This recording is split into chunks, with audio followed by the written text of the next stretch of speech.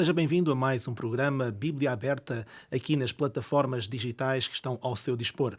Nós estamos presentes, portanto, no canal 186 da MEO e no canal YouTube da Novo Tempo Portugal, assim como na Rádio RCS, na frequência 91.2 na área da Grande Lisboa. Mais uma vez, quero cumprimentar todo o auditório e aqueles que nos estão a seguir nestas diferentes plataformas, porque é sempre um prazer podermos então ter a Bíblia como ao centro da nossa conversa e também ao centro do nosso estudo, porque esse é o objetivo. Nesta temporada temos vindo a focar-nos em particular no Evangelho de Marcos. Apesar de ser o Evangelho mais curto da Bíblia, temos ali muitas lições para retirar e para aprender em particular sobre a vida de Jesus.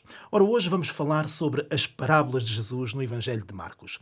Há muitos anos que os académicos discutem exatamente sobre o significado destas diferentes parábolas, como interpretá-las, os seus símbolos, por que razão é que Jesus as usou e que tipo de lições pretendem então revelar.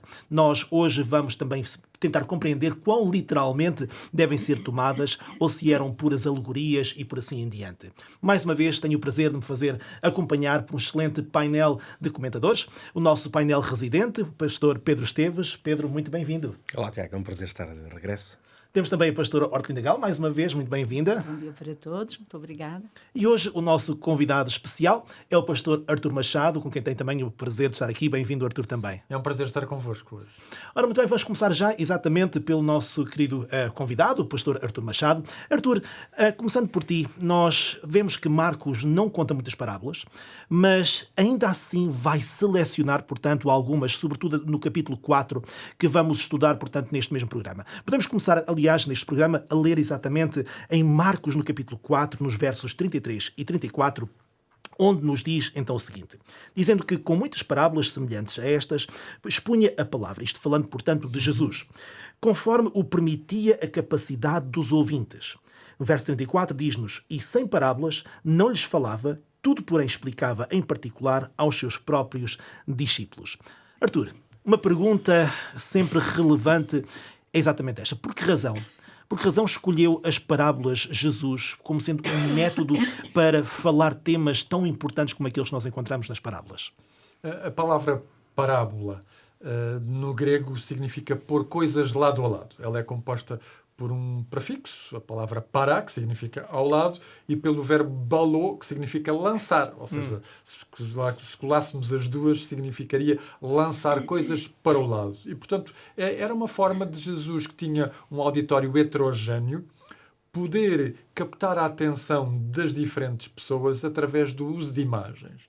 Jesus utilizava diversos métodos. Muitas vezes ele fazia discursos, outras vezes ele preferia encontros individuais com as pessoas e, por vezes, ele utilizava, digamos, as parábolas. Agora, é verdade que as parábolas permitiam-lhe várias coisas. Passar de algo que era conhecido para algo que era desconhecido, portanto, ele utilizava algo do concreto para depois elucidar as pessoas acerca do ensino que ele pretendia transmitir, ou seja, neste caso, por exemplo, sobre o reino de Deus, mas também permitia, num certo sentido, proteger a mensagem.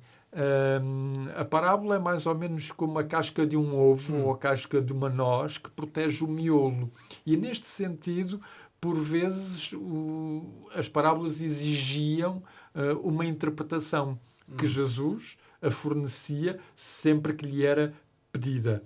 E isto não é porque Jesus quisesse esconder propositadamente a sua mensagem, mas é, segundo um método que já vinha até do Antigo Testamento, por vezes o povo de Israel era tão teimoso na sua maneira de ser, que Deus dizia mesmo aos seus profetas, ok, então vocês agora vão-lhes dizer o que eles querem ouvir.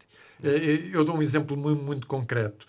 Se nós formos, por exemplo, ao livro de Isaías, ao capítulo 6 e aos versículos 9 e 10, Deus diz assim, vai e diz a este povo, ouvis de fato e não entendeis, e vedes em verdade, mas não percebeis. Engorda o coração deste povo, endurece-lhe os ouvidos, fecha-lhe os olhos, não vem ele a ver com os seus olhos e a ouvir com os seus ouvidos e a entender com o seu coração e a converter-se e a ser sarado. À primeira vista parece que Deus quer o mal das pessoas. Mas, no fundo, o que Deus está a dizer é, através desta mensagem, fazê-las despertar. Elas estão num estado tal que só querem ouvir aquilo que desejam, não querem ouvir algo que lhes seja contrário. E através das parábolas, Jesus tinha a latitude e a capacidade de dizer aquilo que ele pretendia sem ser de um modo direto. Aliás, se nós representarmos a parábola geograficamente, ou seja, ela tem uma... Ela não é como a reta. A reta é o ponto mais rápido entre dois pontos, não é? E a parábola não. A parábola dá uma voltinha até chegar ao ponto que pretende. E Jesus fazia isso. E desta maneira, as pessoas mais simples e as pessoas mais complexas poderiam compreender o que Jesus estava a dizer. As parábolas parecem-nos simples, mas elas não são simplistas. Elas são profundas e elas ajudam, através de uma história, a poder alcançar qualquer coisa que a pessoa queira retirar delas. Há sempre uma mensagem para alguém nas parábolas. Exato. E, portanto, as pessoas vão encontrar sempre nas parábolas algo que Jesus deseja que elas encontram. E, como eu disse, às vezes nos casos mais complexos, que lhe pediam a interpretação, Jesus fornecia sem qualquer problema. Exatamente. Mostra também uma capacidade de Jesus de se adaptar ao contexto, Exatamente. usando símbolos, na verdade, que são conhecidos na altura, em termos históricos, em termos sociais, em termos comunitários, para chegar lá exatamente onde estavas a dizer, Artur. Ou seja, há uma mensagem profunda e Jesus usa de uma forma hábil, engenhosa, sábia, todos esses elementos para chegar lá ao coração humano, onde de outra forma não seria possível de chegar. Claro, um método que já vinha do Antigo Testamento. Exatamente. Que os rabis utilizavam. E não nos podemos esquecer que Marcos está a falar para um público que não é judeu. Exato. E, portanto, muitas vezes também as parábolas que Jesus contava eram histórias que as pessoas já conheciam. Simplesmente, numa boa parte dos casos, se não na esmagadora maioria, ele mudava-lhes o fim da história. Algo de surpreendente. E, portanto, as pessoas ficavam meio surpreendidas porque a história não terminava como elas estavam habituadas. Exatamente. E é interessante que, quando falamos de histórias, na verdade, dá a impressão que é algo que se cola em diferentes, digamos, contextos, em diferentes culturas, digamos assim. É uma forma, de facto, como dizíamos ainda há pouco, uma forma hábil de chegar lá está, ao contexto onde a pessoa se encontra, porque é percepcionado, de facto, até mesmo por uma criança, podemos dizer assim, não é verdade? Que segue muito mais facilmente uma história, de outra forma não conseguiriam compreender a lição. Não é verdade? Claro, uma história é sempre acessível e toda a gente gosta de histórias. Exatamente. Uma ilustração, portanto, ajuda-nos sempre a ir mais longe. Exatamente. Mais do que de imediato dar conceitos. Os conceitos tornam-se muitas vezes enfadonhos. Exato. Não é? E nós podemos dar o mesmo conceito através de uma história. E é curioso porque Jesus parece não só estar alinhado com o seu tempo, o Arturino agora explicou que existiam parábolas rabínicas e etc., mas também parece estar muito atualizado ao nosso tempo. Porque as parábolas fazem duas coisas que hoje falam-se muito no campo da comunicação, da cultura, por exemplo. Uma é a ressignificação. Esta ideia de que, e às vezes escapa-nos isso, é preciso ter algum conhecimento mais específico, de que muitas destas histórias que Jesus contou eram histórias conhecidas que já existiam, à qual ele dava ou um final diferente ou, no fundo, atribuía um novo significado. Isso é ressignificar. É uma coisa que, especialmente no século XXI, é ir a alguns dos grandes museus do mundo. Eu já estive em alguns onde, de facto, hoje, coisas relativamente recentes, por exemplo, pinturas antigas, estão ressignificadas. Que é, escreveram-se notas a dizer isto tinha um significado quando foi feito, hoje nós já não aceitamos bem o que esta imagem queria dizer. Isso vive-se muito com coisas em relação à escravatura, ao imperialismo das nações. Hoje muitos desses quadros e esculturas antigos têm textos a ressignificá-los. Eles continuam lá, mas tenta-se ressignificar. E depois é a ideia do storytelling, que é uma coisa que hoje se fala imenso no campo da comunicação, como sendo uma das melhores maneiras de transmitir conceitos. E storytelling é contar histórias, não é? Sim. E nós vemos que os grandes princípios da comunicação que Jesus viveu e aplicou, no fundo, eles estão todos válidos. Não é? Sem dúvida. Roberto Badenas chamava este estilo de Jesus a teologia narrativa. Exatamente. E calcula-se que 1/3 dos ensinos de Jesus foram ditos em forma de parábolas. Sem dúvida. E, portanto, Jesus sabia como é que devia atingir a mente humana. E a esse nível, Jesus era um mestre, sem dúvida nenhuma, não é? Porque atingiu várias faixas etárias com a mesma paixão e todas elas foram beneficiadas sublinhar exatamente isso, porque os conceitos internos das mensagens das parábolas são conceitos eternos, sem dúvida nenhuma, não é verdade? Eu vou passar já ali para a Hortelinda. Hortelinda, uma das parábolas mais famosas de Jesus é a parábola do semeador, não é? Muito se tem escrito, muito se tem dito em relação à parábola do semeador, e a verdade é esta, é muito conhecida, mas se calhar às vezes é pouco compreendida.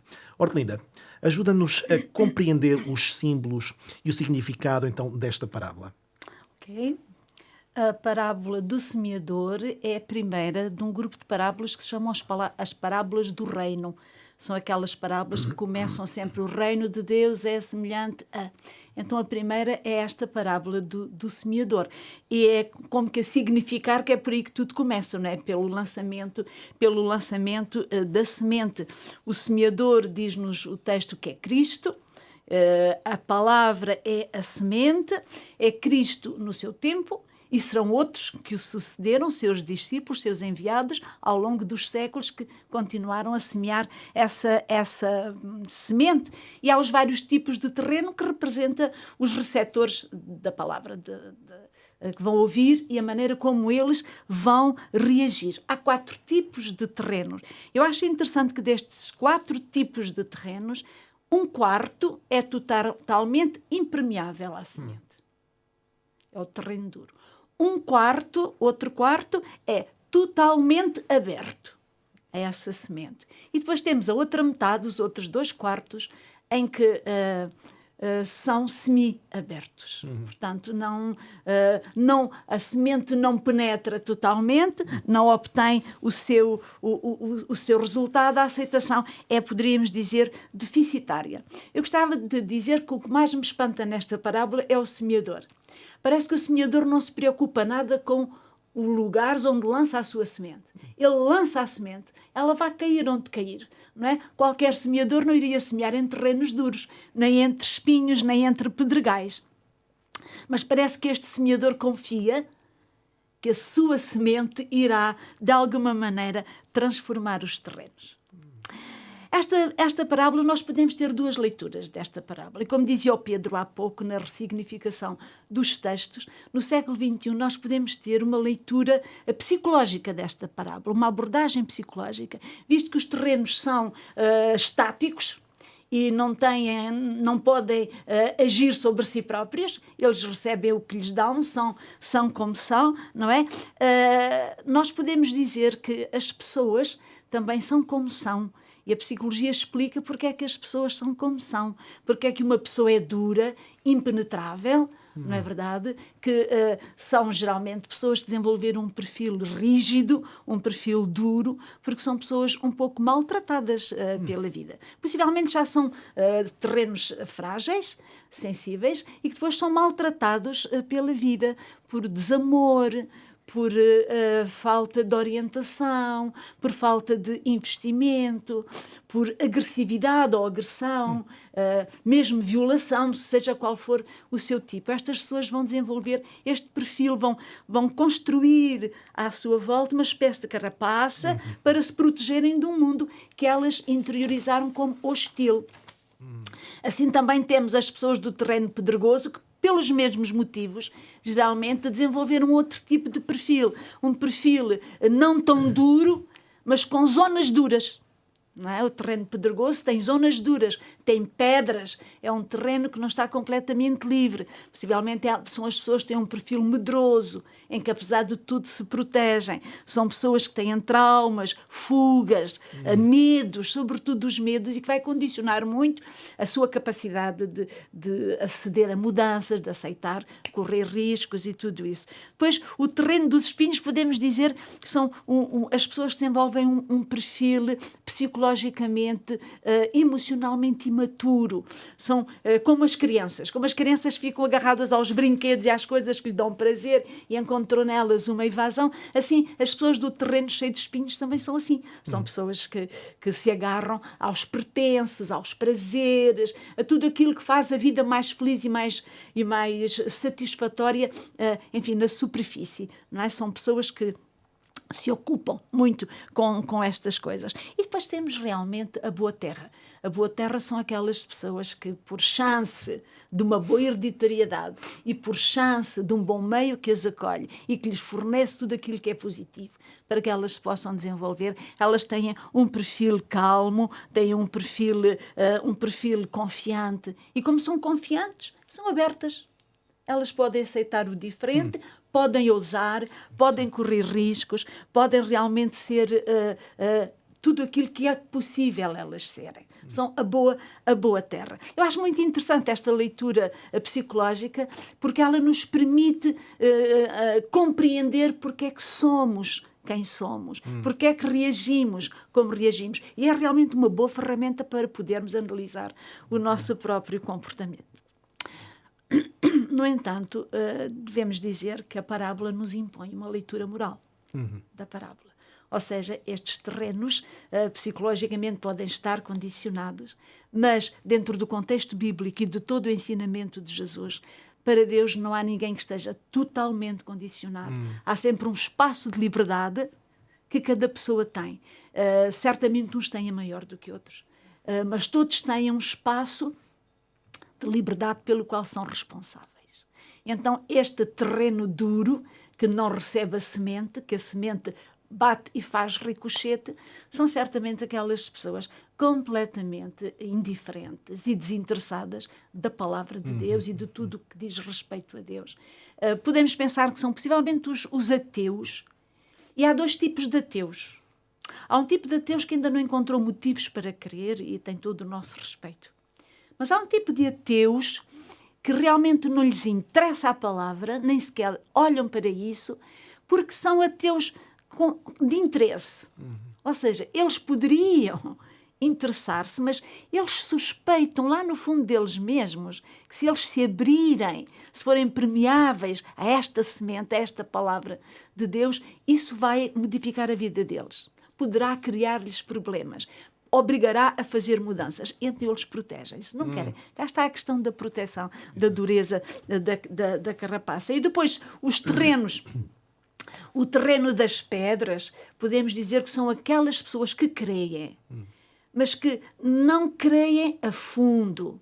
São pessoas que se contentam com a superfície, vivem a vida cristã, os valores cristãos, a fé cristã, a salvação cristã, a um nível muito superficial.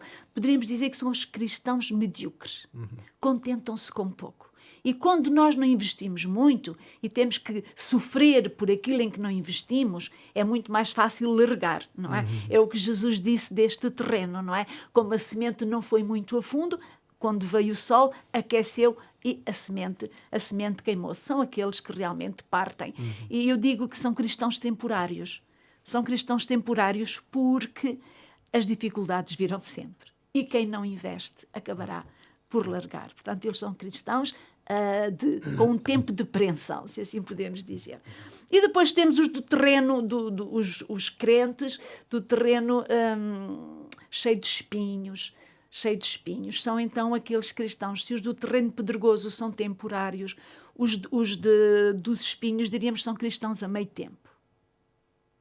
Há uma parte que eles dedicam à palavra e há uma parte que eles dedicam às coisas que gostam, que muitas vezes são até contrárias com a palavra, ou não. Mas isso ocupa tanto espaço na sua vida, na sua vontade, no seu prazer, que o esforço que fazem nessa direção, o que investem nessa direção, desinvestem na palavra. E é por isso que diz o Senhor Jesus, diz que a palavra fica abafada, portanto, pelos espinhos. São os crentes que realmente podem ficar toda a vida assim, mas são sempre só ao meio tempo. Deixa-me só falar da boa terra. Sim, claro. A boa terra são aqueles cristãos que investem plenamente, que não têm medo de pagar o preço, que são totalmente o inverso destes todos outros. Eles ouvem, que é o que não faz o terreno duro, eles investem-se a fundo, que é o que não faz o terreno pedregoso, e eles produzem abundantemente, que é o que não faz o terreno espinhoso, que só produz parcialmente.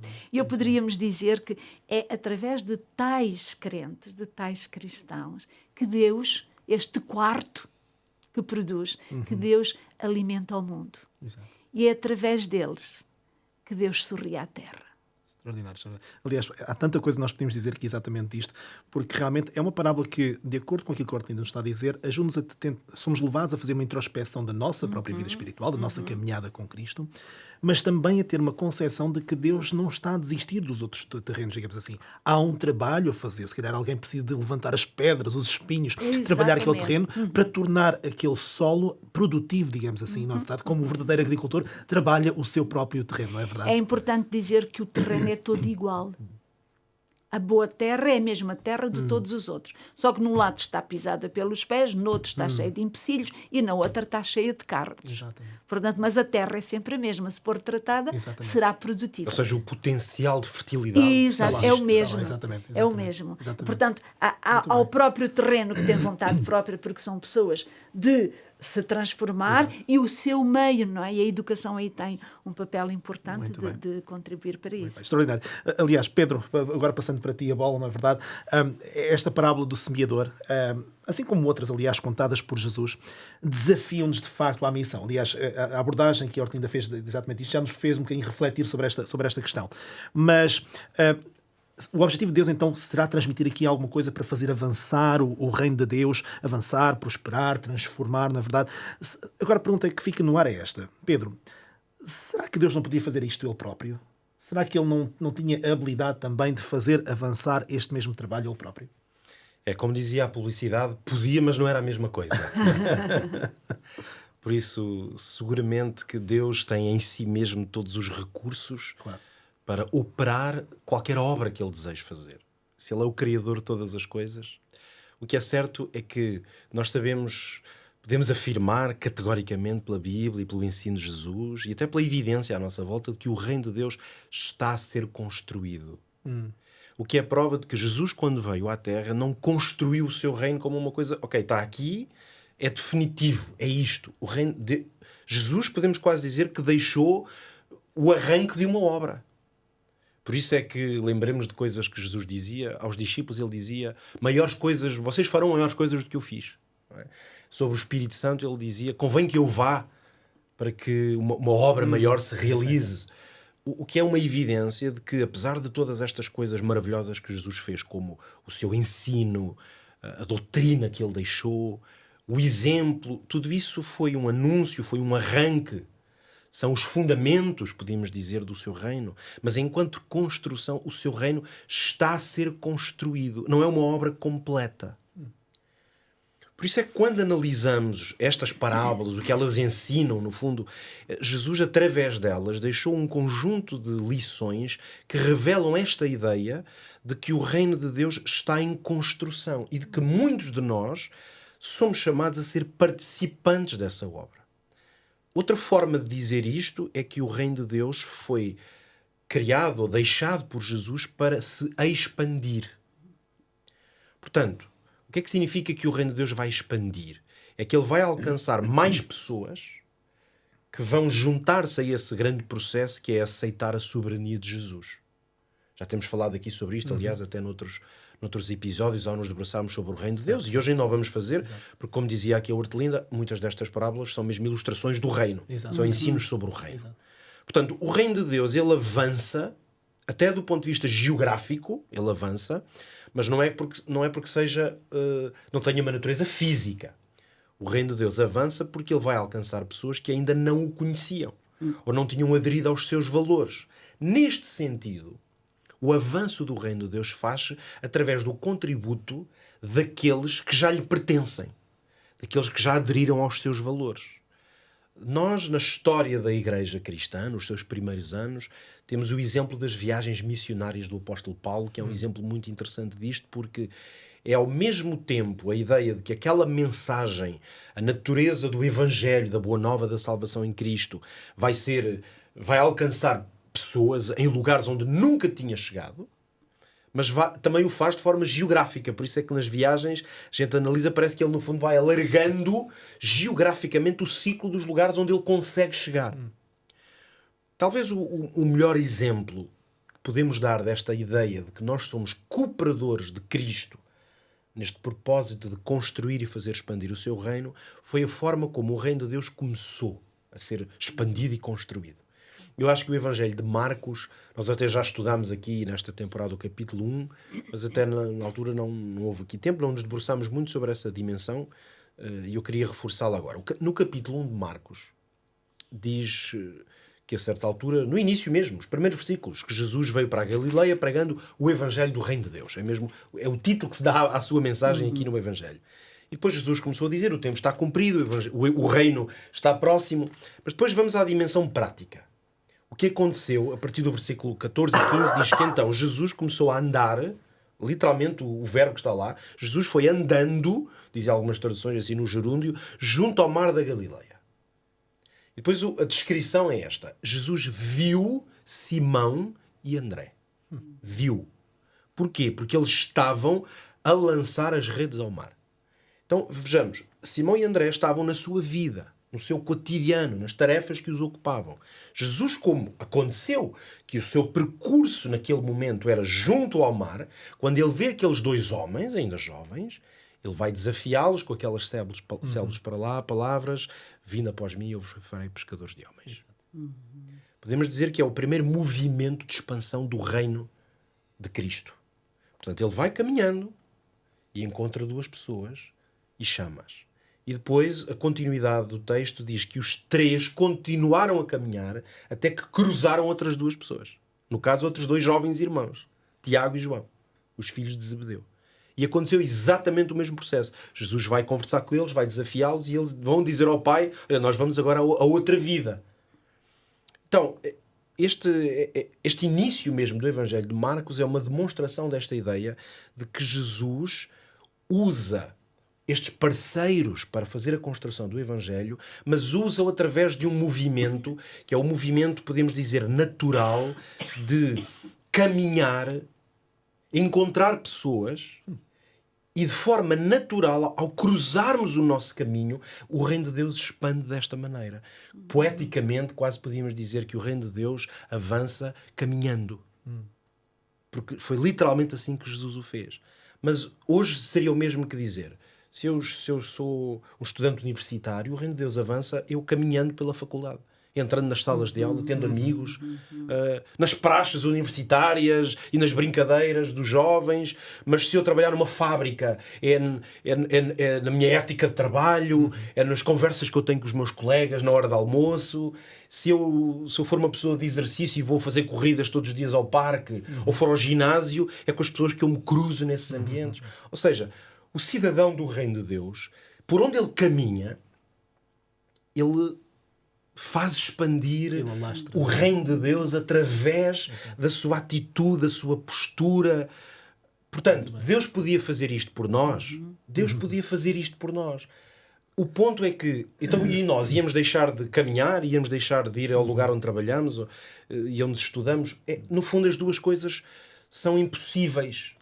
Deus vai fazer tudo o que pode para o seu reino avançar. E nós, se formos do seu reino, também vamos fazer tudo o que podemos. Exatamente. Porque isso é a ação natural daquele que caminha. No fundo é isto. Nós podemos dizer que torna-se um estilo de vida. É um estilo exatamente, de vida. É o abraçar o reino de Deus. Deus seria menos eficaz usando outros instrumentos do que usando os instrumentos humanos. Exatamente. Porque é no humano que tu podes ver o efeito da palavra do reino. Exatamente. É por isso que Deus nos usa a nós. E é por isso que é mais eficaz. Deus é tão eficaz na pessoa de Jesus, que se tornou um connosco também, não é verdade? Tentado em todas as coisas, mas sempre sem pecar, não é verdade? Se não se tivesse feito homem, não seria eficaz. Sem dúvida.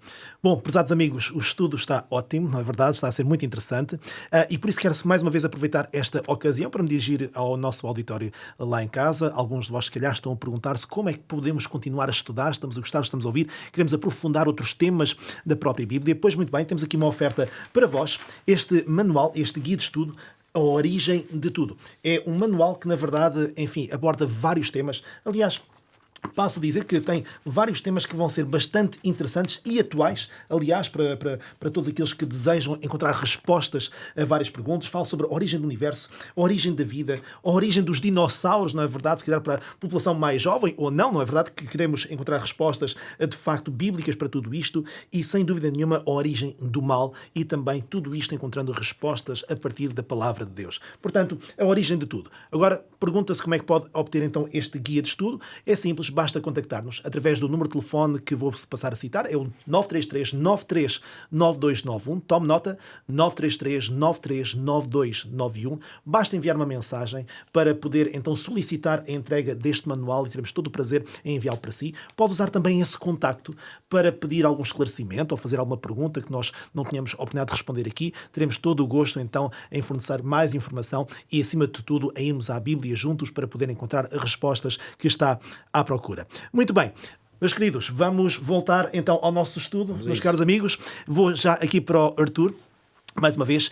E antes disso, eu vou propor então que nós façamos aqui a leitura, portanto, de duas parábolas, duas pequeninas parábolas, que são muito ricas no seu significado, que nós encontramos então em Marcos, no capítulo 4, mais uma vez, obviamente, capítulo 4, dos versos 21 ao verso 25.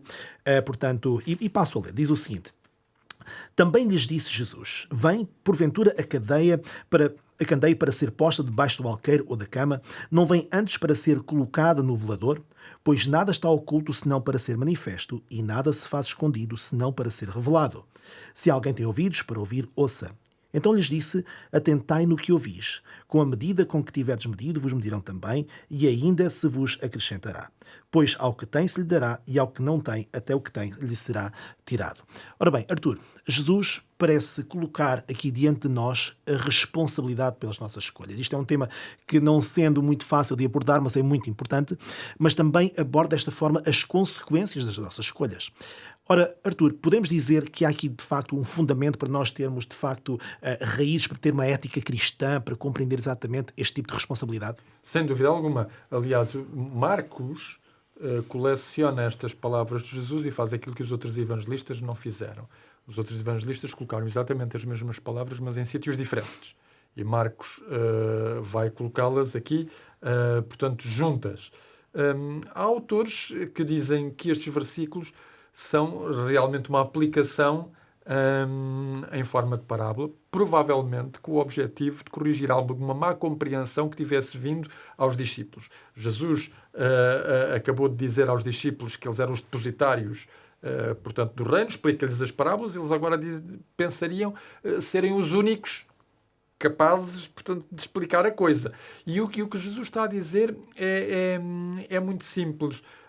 Tal como uma vela, portanto, não pode ficar escondida, o saber, por isso é que ele diz: todo aquele que tem ouvidos para ouvir, ouça. O ouvir implica o realizar. E portanto, na ética cristã, se eu sei, eu não posso não fazer. Eu não posso permanecer anónimo, nem escondido. E temos na Bíblia muitas vezes exemplos de pessoas que seguiram esse caminho. Mas o que Jesus está a dizer é: o conhecimento confere-me uma responsabilidade, e a responsabilidade tem que me implicar a ação. E, portanto, realmente há aqui um fundamento. É que ninguém pode ser um discípulo anónimo. Ninguém pode ser na multidão alguém que, sabendo o que Jesus é, não viva aquilo que sabe. E mais do que, muitas vezes, partilhar, significa viver. Viver é uma forma de partilhar. Claro. Muitos cristãos pensam que a única maneira que eles têm de dar a conhecer aos outros os princípios do Evangelho é falar às pessoas. E o que Jesus aqui está a dizer é viver com as pessoas. Porque a luz, ela não fala, mas brilha. E por isso daí a medida com que medirdes será a mesma para vocês, e ainda se acrescentará. Isto é, muitas vezes nós somos muito exigentes com os outros, e o que diremos de nós próprios. Às vezes nós temos a responsabilidade, mas não a queremos assumir. E por isso Jesus diz: meu amigo, se tu não fazes, és como um canal. Se o canal entope, então não serve para mais nada. Até o que tem lhe será tirado. E isso são as capacidades, os talentos, os dons que Deus nos dá e que Deus nos confere. Eles têm que ser utilizados. Se eles forem utilizados, vai fluir. E fluindo, nós vamos descobrir que temos mais potencialidades. Se nós os impedirmos deles passarem, se não quisermos, sofreremos então de uma doença terrível que é o AVC espiritual.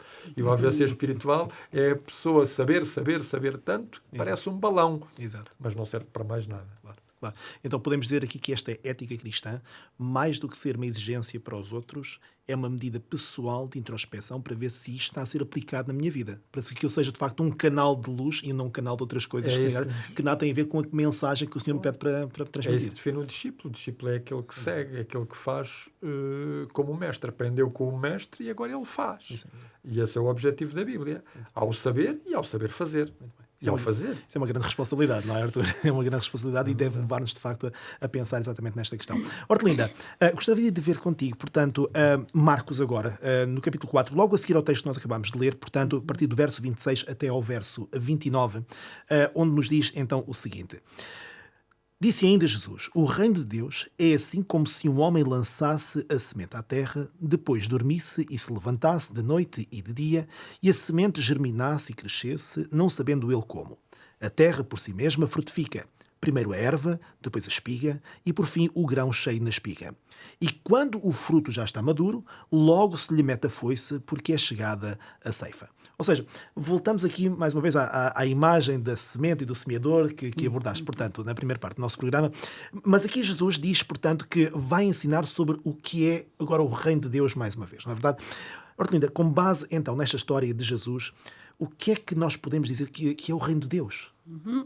Obrigado por fazeres essa pergunta, por fazeres a mim, porque ela vem realmente no seguimento e é um desenvolvimento do semeador e traz-lhe uma boa conclusão também, não é? Esta pequena parábola que só existe em Marcos, só existe aqui, é realmente uma parábola muito interessante. A coisa que a mim mais me chamou a atenção logo de início é o espanto daquele que plantou a semente, não é? Ele fica espantado de ver brotar a semente, como se fosse qualquer coisa que ele não estava à espera, ou fica pelo menos admirado de ver a semente brotar. Isso quer tão simplesmente dizer que ele compreende que ele não fez nada para que essa semente pudesse germinar e brotar, a não ser tê-la semeado. Nós podemos dizer que aprendemos 3 lições com esta pequenina parábola. A primeira lição é que, a partir da abertura do coração a Deus, é porque há o reino de Deus, de que falou tanto o Arthur como o Pedro, esse aspecto exterior, externo, não é? De levar a semente e enfim, de conquistar as pessoas. E depois há o reino de Deus, que é o trabalho que é feito no interior de cada pessoa. Ou seja, como é que a semente vai germinar e crescer no interior, portanto, de cada pessoa? Como é que a palavra de Deus vai agir no interior de cada um? E o que nós vemos é que, a partir da abertura do coração a Deus, é Deus quem faz o trabalho. Portanto, o que semeou a semente apenas tem que esperar e espantar-se, portanto, com o seu aparecimento.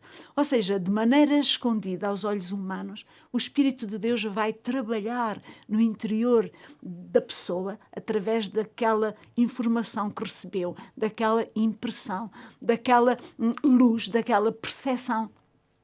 O Espírito vai trabalhando a pessoa. Muitas vezes nem sequer a própria pessoa está consciente disso, não é? É aquilo que Jesus disse a Nicodemos. Tu ouves o vento, mas não sabes nem de onde vem, nem para onde vai. Assim é todo aquele que é nascido do Espírito. Apenas vês os seus efeitos. A semente brota e realmente é prova de que há forças que agiram escondidas dos olhos humanos. O reino de Deus é implementado e levado avante no coração dos homens por Deus. É Deus que salva, é Deus que age a partir de um ato fundador, que é o teu sim a Deus. A partir do momento que dizes sim a Deus, Deus faz realmente o resto do trabalho, se esse sim é honesto e sincero. A segunda lição que nós aprendemos é que este crescimento é um crescimento por etapas. Nós, os que semeamos, muitas vezes gostaríamos de ver imediatamente a surgir as plantas, que o fruto apareça. Ora, Deus não é mágico. E nós gostaríamos que Deus fosse mágico, não é? Mas Deus não é mágico. Deus é Deus e respeita as leis físicas, psíquicas, morais, espirituais de cada ser humano. E vai desenvolvendo a sua semente de harmonia com as capacidades de desenvolvimento de cada ser humano, de cada pessoa. Por isso é que nos diz o texto, não é? A terra por si mesma frutifica, primeiro a erva, depois a espiga e, por último, o grão cheio na espiga. Não haveria como fazer com que uma erva dê grão, sem passar pela estação da espiga. Assim é na vida de cada pessoa que aceita a palavra de Deus. Há etapas, há passos que têm que ser dados, há tomadas de consciência que têm que ser tomadas. E Deus, no seu amor por cada pessoa, Ele leva cada pessoa nesse processo de desenvolvimento espiritual. E a terceira lição é o que nos diz a conclusão, é que haverá uma ceifa. É por isso que eu digo que é uma conclusão à primeira parábola do semeador, porque haverá uma ceifa. Ou seja, Deus não lança a semente para nada. Deus lança a semente para obter frutos e para levar esses frutos, portanto, para o seu celeiro. Ou seja, Deus chama as pessoas à salvação, prepara essa salvação, realiza essa salvação e um dia virá buscá-las.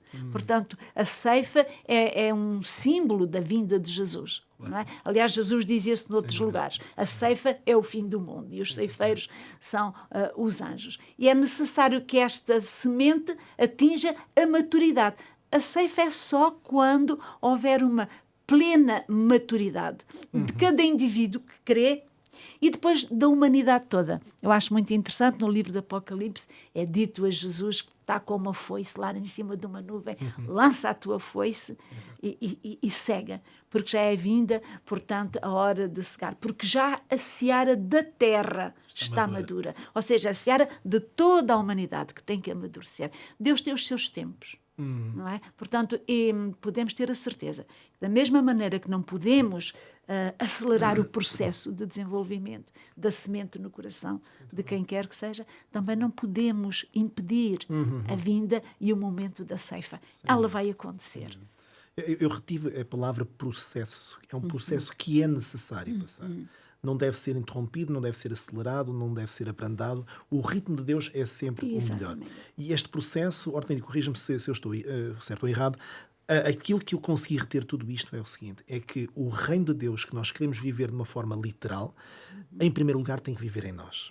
Ou seja, sem esse trabalho, que é o tal processo que descreveste, na verdade, nós não estaremos prontos para a tal foice que virá exatamente para levar aqueles que se prepararam dessa forma, que disseste muito bem, não é verdade? Para poder então viver eternamente com Cristo. Ou seja, é este trabalho interior que o semeador não conseguiu alcançar nos terrenos, nem no duro, nem no cheio de espinhos, nem no cheio de pedras. Porquê? Porque não houve total abertura. Sem dúvida, sem dúvida. Extraordinário. Muito rico os nossos estudos, sem dúvida nenhuma, muitos elementos que nós temos aqui. Eu vou já dar a palavra então aqui ao Pedro, para continuares aqui a ajudar-nos então, porque nós temos aqui uma última parábola que nós gostaríamos de ver, Pedro. E vou já ler, portanto, nós encontramos esta parábola em Marcos, capítulo 4, versos 30 ao 32, ok? É uma parábola que tem alguns elementos que são bastante conhecidos, digamos assim, não é verdade? Agora, o que é que eles querem dizer? Aí é que é um bocadinho mais complicado, não é? Então, mas vamos ler o que nos diz o texto. Portanto, Marcos 4, a partir do verso 30, diz assim: Disse mais Jesus: A que assemelharemos o reino de Deus? Ou com que parábola o apresentaremos? É como o grão de mostarda, que quando semeado é a menor de todas as sementes sobre a terra. Mas uma vez semeada, cresce e se torna maior do que todas as hortaliças e deita grandes ramos, a ponto de as aves do céu poderem aninhar-se à sua sombra. Bem, quem diria que a mostarda, não é verdade, teria um papel tão relevante para ilustrar uma verdade como esta, não é verdade, Pedro? Ora bem, Pedro, esta é uma planta que na nossa cultura, enfim, não é muito conhecida, não é muito comum, mas, afinal de contas, o que é que esta humilde semente, esta humilde mostarda tem para nos ensinar? É isso, há sem dúvida muito para aprender Estamos aqui talvez num contexto muito próximo, aliás, do que no início o Arthur falava sobre o contexto geral das parábolas, de que não só Jesus vai buscar ilustrações, elementos conhecidos no contexto, mas também histórias e dizeres que são conhecidos. As duas coisas acontecem aqui. Primeiro, a semente da mostarda e mesmo a mostarda, aquilo que nós hoje aqui designaríamos como a mostarda preta, porque hoje obviamente existem diversos tipos de mostarda. Aliás, no continente europeu existem plantações de mostarda que alguém que as veja não consegue entender a palavra, porque elas não são árvores, nem sequer arbustos, são pequenas, plantinhas, são não é? pequenas plantas com uma flor amarela. Exatamente. Não é? Portanto, nem parecem bater certo com a descrição da parábola. Portanto, é uma evidência que aqui Jesus está a referir-se, portanto, a uma mostarda que desenvolvia esta lógica de uma árvore, ou quase uma árvore, um arbusto robusto, com 2, 3 metros de altura, o suficiente para poder ter esta descrição, de que até as aves se podiam aninhar. Portanto, há um contexto que as pessoas ali entendem. Mas encontrei também algumas referências a que, precisamente na tradição rabínica, não é a história, mas o grão de mostarda era usado como um elemento ilustrativo. E que a expressão grão de mostarda era conhecida na literatura, nos dizeres dos rabinos e nos seus ensinos, como uma ilustração para coisas pequenas, precisamente. Portanto, a tal ideia de que Jesus pega, mesmo em histórias e ilustrações e conceitos que são conhecidos pelas pessoas. Portanto, isso, por um lado, é pegar no comum, para depois trazer o incomum, porque a verdade é que muitas destas lições de Jesus são manifestamente muito incomuns, particularmente para as pessoas que estavam a vir pela primeira vez. Vamos à questão da interpretação. Eu acho que há pelo menos duas leituras, duas interpretações, e as parábolas têm uma coisa maravilhosa para quem gosta de estudar a Bíblia e de interpretar e aplicá-la, é que desde que estejamos em coerência com tudo o que a Bíblia ensina, não podemos dizer que as parábolas só têm uma interpretação possível. Ainda há pouco aqui ouvimos a Hortelinda a fazer uma atualização, por exemplo, ao universo psicológico de uma parábola que está ajustado, porque nós não estamos a dizer que Jesus estava a pensar nisso tudo. Estamos a dizer é que ele deixou riqueza suficiente na história para que ela possa ser interpretada de muitas maneiras. Senão ele fechava completamente a forma como elas podiam ser interpretadas. Aqui na parábola do grão de mostarda, eu vejo pelo menos duas interpretações coerentes, quase que até se complementam. Mas vamos a isso. A primeira delas é de que a ilustração que está a ser dada é aquilo que eu vou designar aqui como a natureza paradoxal do reino de Deus. Um paradoxo, sabemos que é sempre uma coisa que parece estar em contradição, ou pelo menos quando se tinha uma expectativa, afinal o resultado é outro. Portanto, há um paradoxo no reino de Deus. E isso está a ser ilustrado nesta história. O paradoxo está no facto de que há uma dimensão de pequenez que poderíamos interpretar como de humildade, de simplicidade. O reino de Deus, basta olhar para Jesus e toda a sua história.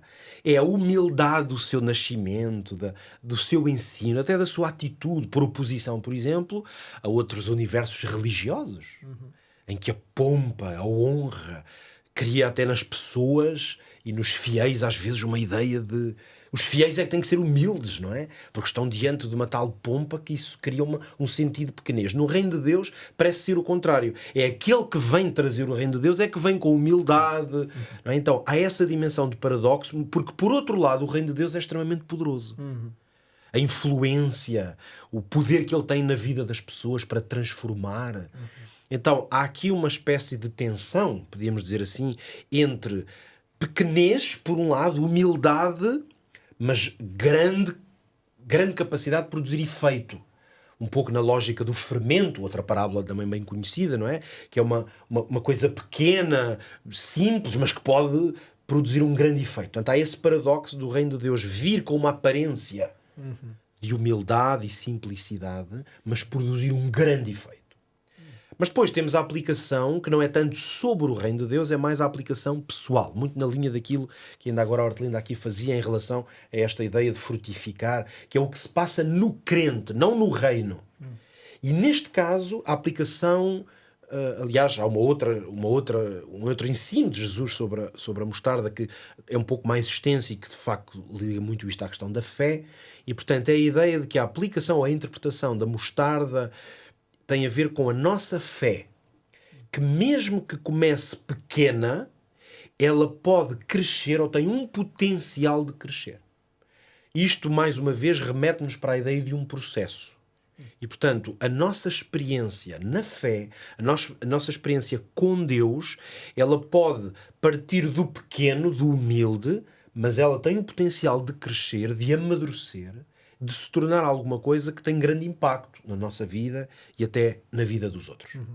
Eu queria agora terminar aqui a minha reflexão sobre isto, fazendo uma ligação a uma história que, no fundo, é uma parábola. Mais uma vez, vou fazer aqui uma conexão à introdução que o Arthur fez, dizendo que no Antigo Testamento nós temos muitas parábolas. Essa é que é a realidade. Eu atrever-me a dizer que algumas visões, se não muitas das visões que vários profetas receberam, eram parábolas. Porque se a ideia é uma imagem que está conectada com um significado, a tal ideia de ir para o lado, não é mostrado exatamente o que é que se está a querer falar, mas dá-se uma imagem. Então, muitas visões dos profetas eram parábolas. O profeta Ezequiel, por exemplo, recebeu algumas. E há uma profecia em Ezequiel, na verdade é um dos meus textos preferidos na Bíblia mesmo, e particularmente nestas imagens proféticas, que está em Ezequiel capítulo 47. O elemento central dessa história é a água, não é a mostarda. Mas eu conecto muito bem estas, como muito próximas em termos de significados. Eu vou, para não ler o texto todo, ele até é relativamente longo, mas é fácil de descrever. E Ezequiel diz que o homem que o acompanhava na visão levou-o para um lugar onde havia água, onde corriam águas. Depois, mais à frente, até nos diz que essas águas vinham do santuário. Aliás, isso talvez seja, em grande parte, a forma de reconhecer de que é que esta parábola conta. Mas vamos à descrição. Então, esse homem vinha do Oriente, tinha na mão, hoje seria uma fita métrica, era um cordel de medir, algumas traduções dizem assim mesmo, e então deu-lhe a ordem de ele medir as águas. Então o que é que acontecia? Ele mediu durante os primeiros 1000 côvados, estaríamos a falar à volta dos 500 metros, que não é, para um rio não é uma grande distância, não é? Então, os primeiros 500 metros, ele mediu, e a história então dizia que a água dava-lhe pelos tornozelos. E depois a ordem então do homem era agora medes mais 1000. Ele media só mais 1000, portanto era mais 500 metros, e a água dava-lhe pelos joelhos. Isto vai acontecer várias vezes, portanto há várias medidas, e a cada 1000 côvados a água vai subindo até ser uma água profunda, onde já não havia pé, como nós dizemos hoje. E depois a história, no fundo, vai desembocar ou desaguar, literalmente, vai desaguar na ideia de que se torna um rio caudaloso, que já não podia ser atravessado a pé, mas que tem uma característica, é que havia muita vida à volta do rio. Então diz que havia muito peixe e que nas margens do rio havia árvores frondosas e vida. E a história chega ao final dizendo que este rio vai até às águas mortas do Mar Morto, e o que é que acontece? Levam vida. Então, vejam que a ideia é de que um início humilde, desde que percorra o espaço que tem que percorrer e essa obra seja realizada, leva muita vida e transforma. E é por isso que nós podemos dizer que talvez o grande ensino, que não está só, na verdade, na semente, na história do grão de mostarda, mas está espalhada por toda a Bíblia, é que aquele que se deixa trabalhar pelo Espírito na sua vida, esse vai progressivamente operando uma obra que é tanto em si, mas também nos outros, que é uma obra de vida. Exatamente. É muito interessante porque acabas basicamente de colar muito aquilo que já foi dito aqui em relação àquela questão do processo que falámos ainda há bocadinho, um processo que tem que decorrer, ou seja, o que nos dá a esperança que, na verdade, a nossa condição presente não tem que ser sempre assim. Pode haver uma transformação com a ajuda de Deus, sem dúvida nenhuma, que está disposto a operar essa transformação em cada um de nós. Meus caríssimos, muito obrigado pela vossa participação. Foi um estudo muito, muito rico. No estudo de hoje nós vimos muitas coisas. Nós vimos como Jesus encoraja o ser humano, pessoas como eu, como cada um de nós, como aquele que está a assistir ao nosso programa, a receber o reino nas suas circunstâncias presentes. Encoraja-nos também, por outras palavras, o Salvador, o povo do seu tempo, sem dúvida nenhuma, mas também encoraja cada um de nós hoje a viver o reino como uma experiência real e sempre presente nas nossas vidas, através da pessoa maravilhosa de Jesus que estamos a estudar nos Evangelhos de Marcos. Este reino está disponível já hoje. A todo aquele que desejar recebê-lo, está de mão aberta para receber já hoje na nossa vida. Amigos, quero apenas convidar-vos então muito rapidamente a tomar um minutinho para uma última mensagem, portanto, que possa resumir um bocadinho aquilo que nós falámos hoje, está bem? Para o nosso auditório lá em casa. Começo pelo Artur. Artur, dou-te a palavra. O que nós retiramos para mim daqui é que os pequenos inícios dão grandes resultados. E, portanto, Deus muitas vezes, através de pequenos inícios, faz com que apareçam resultados inimagináveis, se as pessoas lhe fizerem confiança. Sem dúvida. Hortelinda? E eu diria que tenhamos coragem e esperança sempre que a semente leva tempo a brotar, o fruto leva tempo a aparecer. Às vezes é necessário esperar muito e por vezes ficamos desanimados, mas devemos ter confiança naquele que está dirigindo o processo. Deus nunca desiste. Ele vai conseguir alcançar aquilo que ele pretende e nós podemos esperar. Extraordinário. Pedro? Eu acho que temos que também ter em conta o facto de que há um desafio, há um apelo fortíssimo da parte de Jesus, em muitas destas histórias, em dizer que a vida cristã é uma vida de frutificação. O que quer dizer que nós temos uma capacidade, se formos honestos, sérios na nossa responsabilidade individual, não temos que fazer isso na vida dos outros e também ninguém tem que fazer na nossa. Aqui há uma responsabilidade individual que é suficiente. Claro. Nós temos que ser capazes também de olhar para a nossa vida em todas as suas dimensões e reconhecer se, em algumas dessas dimensões, nós não estamos a dar fruto. O que eu quero dizer com isto é que o facto de nós aqui termos falado muito sobre o processo, sobre a possibilidade de ter inícios humildes, isto não nos pode inibir, ou, eu vou dizer melhor, nós não podemos usar como desculpa a ideia de que há etapas, há tempo para tudo, para que isso nos desresponsabilize de que o apelo a frutificarmos significa que se eu não estou a dar fruto numa área da minha vida, então talvez eu não esteja a dar espaço ao semeador, à obra do Espírito Santo. Então não usemos também como desculpa a parábola para dizer, pronto, o meu terreno ainda não está muito bom, mas pode ser que um dia o terreno fique. Porque Deus chama-me a limpar o terreno, se for esse o caso. Deus chama-me a usar as ferramentas que estão à minha disposição para que a obra seja feita. Porque se a parábola diz que a árvore vai crescer e um dia árvores lá vão poder poisar, então eu tenho que ter diante de mim esse objetivo de ser frondoso o suficiente na minha fé, na minha casa, na minha família, para que as árvores possam vir. Então não usemos como desculpa o facto de que as coisas podem ser pequenas para fugirmos das coisas grandes que Deus também tem. Por outras palavras, não há impossibilidades para Deus, não é verdade? E acho que para isso basta ver os autores da Bíblia, todos eles com tantos diferentes contextos e culturas, e na verdade Deus usou-os de uma forma maravilhosa, exatamente como vocês acabaram de explicar. Mais uma vez, agradeço-vos a vossa presença. Relembro aqui o nosso auditório, aqueles que nos assistem lá em casa, que mais uma vez temos este manual então disponível para todos aqueles que o quiserem receber, a origem de tudo. Volto a recordar que há um número de telefone que está disponível para poder contactar-nos e pedir exatamente este manual, este guia de estudo, a origem de tudo, com vários temas que são abordados aqui dentro. O contacto é o 933-939291, volto a repetir, 933-939291. Pode pedir então para receber este manual que temos todo o prazer em enviar para si, para partilhar para o seu estudo, para a sua família, para algum amigo que na verdade tenha algumas questões sobre a Bíblia. Pode então partilhar este estudo, que é com grande alegria nós vamos então partilhá-lo também consigo. De qualquer forma, não se esqueça que nós continuamos então disponíveis nas diferentes plataformas, no canal 186 da MEL, também no YouTube, na Novo Tempo Portugal, assim como também na RCS, na frequência 91.2. Pode continuar a acompanhar os nossos programas. Muito obrigado por nos ter acompanhado e já sabe, temos encontro marcado no próximo episódio da Bíblia Aberta. Até lá, fique bem e que Deus o abençoe.